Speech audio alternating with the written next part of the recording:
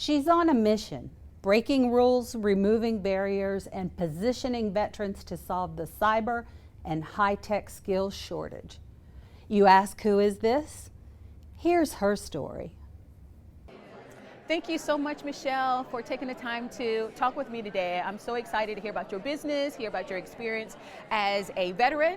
And so let's just get into it. So tell me who you are. So, Michelle Mosey, I am the country manager here in North America for With You With Me.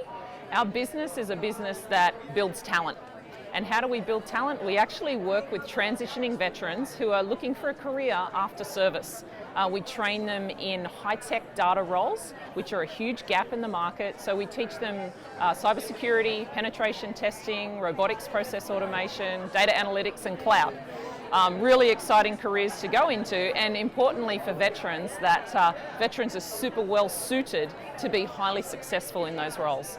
So we take them through a process where we test them, we match them to a career pathway where they have a high chance of being super successful in that role, and then we connect them with employers. And as they go through that journey, we mentor them, we have a career coach, and we very much adopt the military style that they're used to and they have experience while they've been in uniform of training in a team, training in a squad, training with a group of people who have same mission, same focus, same outcomes as them, and get them into that fantastic career.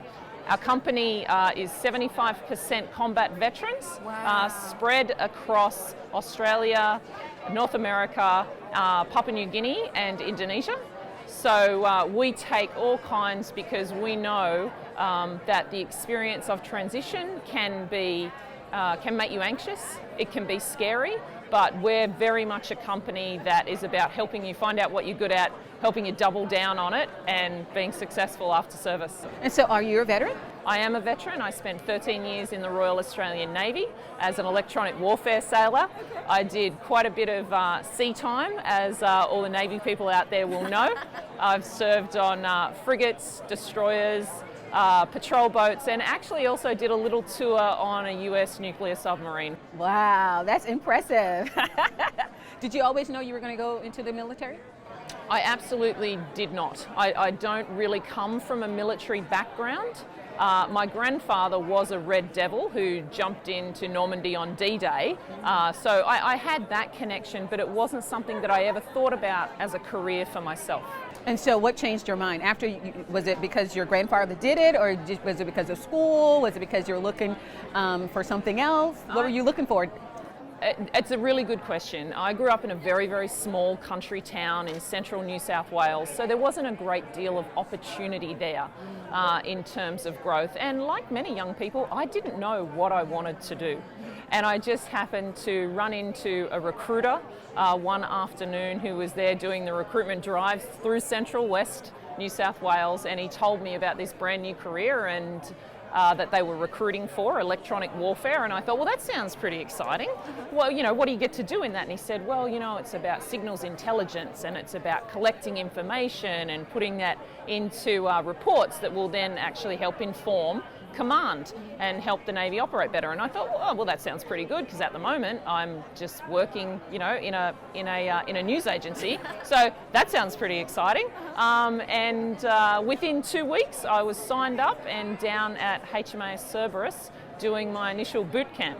My mother, needless to say, was incredibly surprised when she said, what did you do at work today? And I said, I joined the Navy. And she was like, hang on, what? So the journey really started from there for me. Any regrets? Absolutely none. Absolutely none. I spent 13 of the best years of my life meeting fantastic people, developing skills and working with equipment and people who I never would have had the opportunity to before. I traveled the world. And the Navy, I think I can confidently say, made me the person I am today. Wonderful, wonderful. Let's talk about the transitional space that your company is in. Why is transitioning such an issue for a lot of veterans that you probably have noticed? Yeah, look, and I think it's the same on both sides of the pond, whether you're in Australia or whether you're here in the US. A lot of veterans have operated in a very safe, secure team space.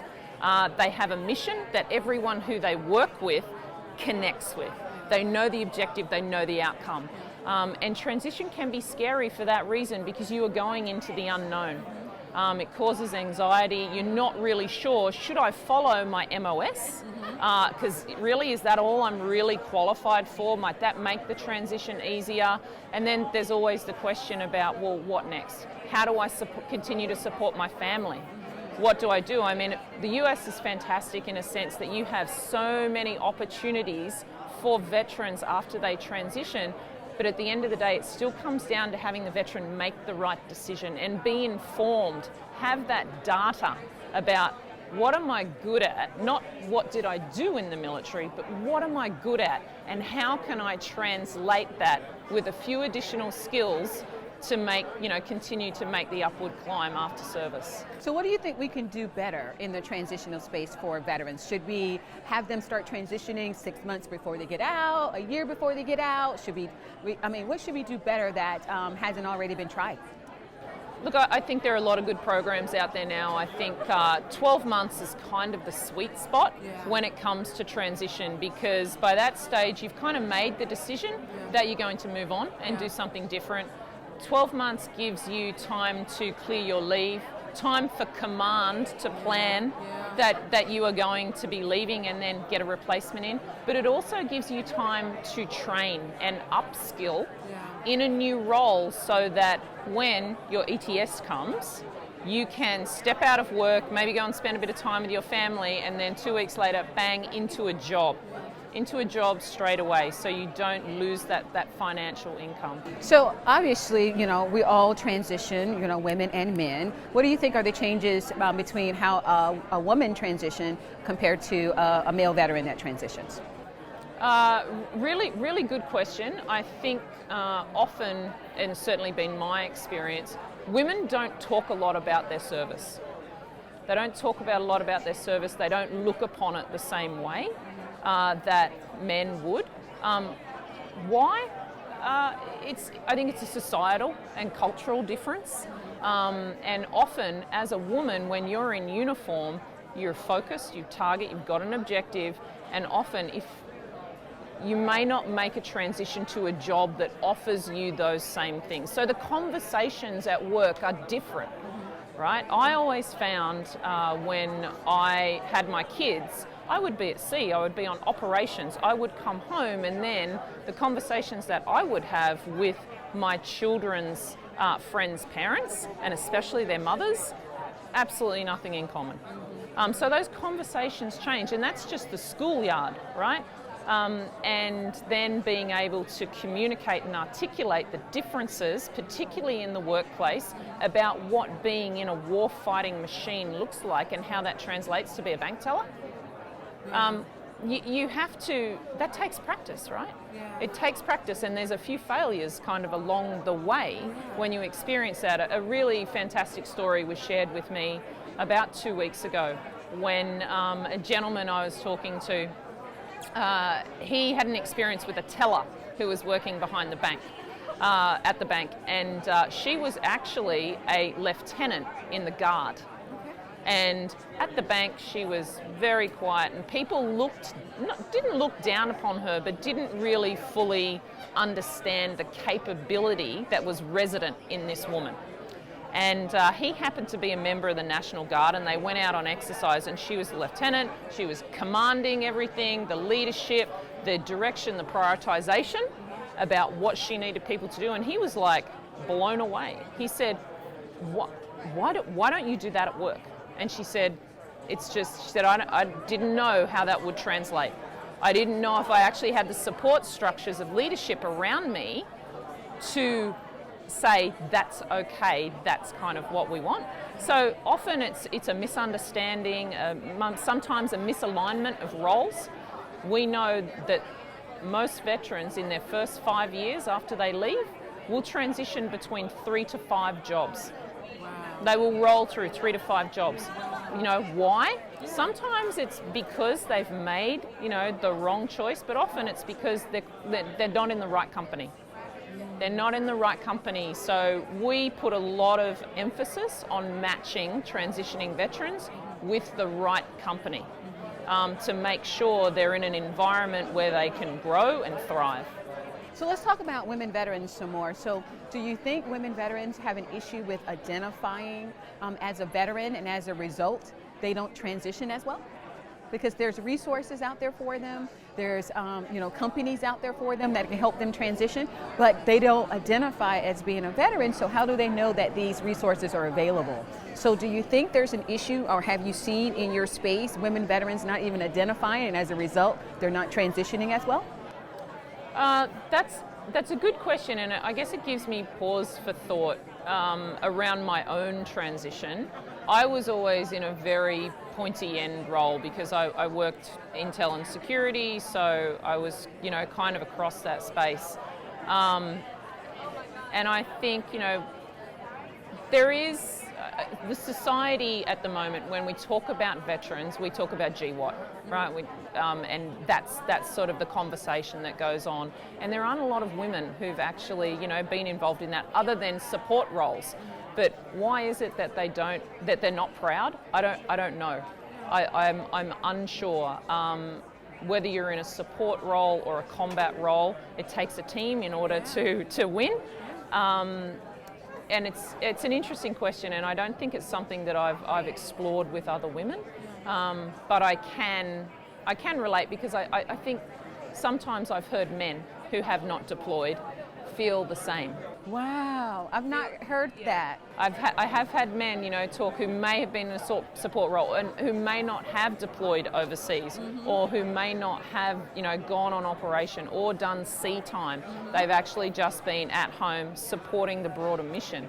And I have heard on occasion comments or no comments. Everybody else will be talking about their operational experience or their deployment, and people bond over difficulty and challenge. That's what drives a team. Pain brings people together. Is that relatability, right? It absolutely is. And that camaraderie around people knowing I speak the same language that you speak. I don't have to sit here and dissect and tell you what these acronyms are, because you get it. And that's kind of sad to know that even men feel as though, if they're here in the support role, they don't even feel like they're veterans as well, because again, we all serve, we put the uniform on, so that in itself should tell you that you should be proud to be a veteran. Absolutely, but I think there's always those little events that happen where you can't contribute to the conversation.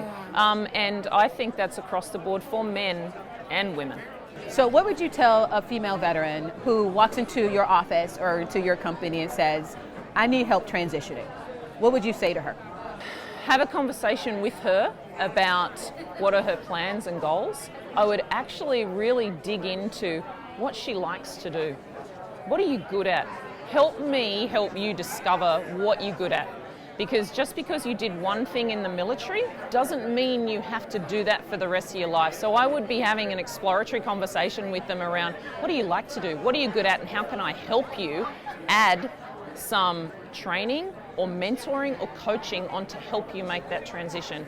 I would be saying, ask as many questions as you possibly can of yourself and what you want to do. Think long and hard. It's not a life, breaker decision. You can always change your mind, but data is good. And the more data you have about what is next for me, what is available for me, explore it and take the opportunities. There are so many fantastic resources out there. Don't always go for the first one. Sometimes if it sounds too good to be true, it actually might not be. Go with it, explore it, and again, as I said, find out what you're good at. You do that, and I can help you do that. I'm going to help you double down and get into the next career. And just for her taking that first step to come into your office and say, look, I need help. I think she should just be proud of that, and knowing that you're there and available to help her do that. Sometimes the hardest thing is asking for help. Absolutely. And because you ask for help, it doesn't mean you're weak. It actually shows great character. Absolutely. And it shows, great self-reflection that this is a person who I think I can ask for help. Do it. it's a great first step. Absolutely. This was a great interview, Michelle. Thank you so much. Thank you, Cherissa. To sit here and talk with me and chat it up like sisters.